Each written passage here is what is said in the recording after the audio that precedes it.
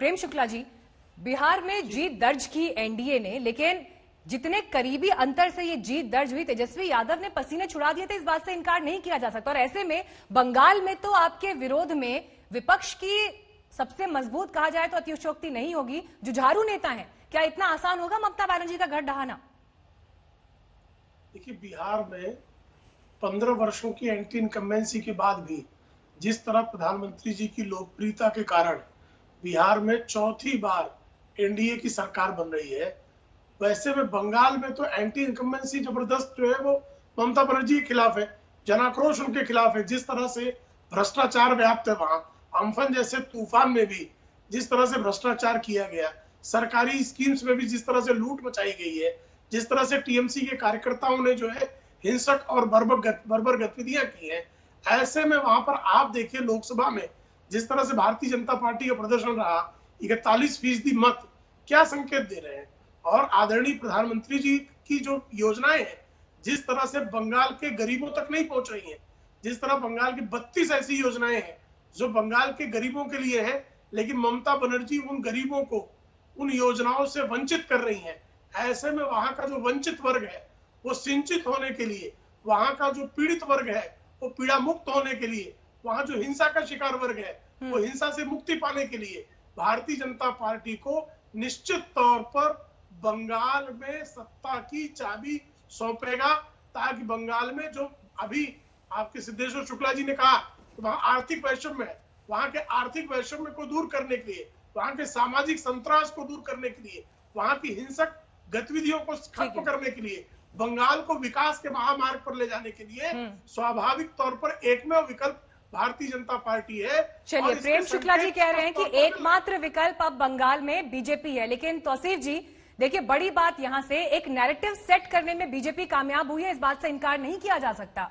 18 सीटें जीती हैं लोकसभा चुनाव में, और वोट प्रतिशत के लिहाज से भी कहें तो ये बीजेपी की तो बल्ले बल्ले है। लेकिन ममता बनर्जी जो एंटी इनकम्बेंसी का सामना कर रही हैं, मुस्लिम तुष्टीकरण का जो आरोप उनके ऊपर लगातार लगता रहा है, जमीन पर ये फैक्टर्स कितना काम करेंगे, ये ममता बनर्जी के लिए चुनौती है।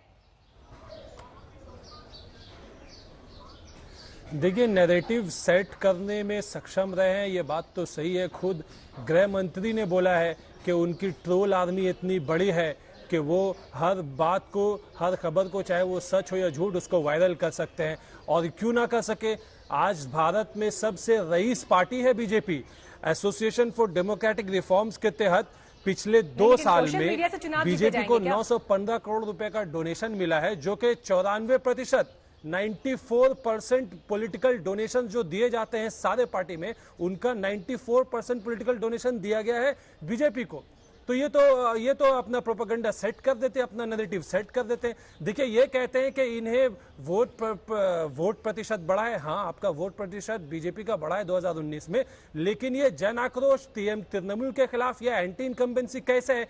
क्योंकि तृणमूल का भी तो वोट शेयर बढ़ा, 40% से उठ करके लगभग 44% आ गया 2019 की इलेक्शन में। 3.5% के लगभग वोट शेयर बढ़ा है तृणमूल का। सीट भले ही घटे, सीट घटने का ये कारण हो गया, बीजेपी को 18 सीट मिलने का कारण ये हो गया कि सीपीएम का जो वोट था वो बीजेपी को पड़ गया, कांग्रेस का जो वोट था वो बीजेपी को पड़ गया। तो वो उन लोगों को जो सीट जीतना चाहिए था वो सीट बीजेपी जीत गई।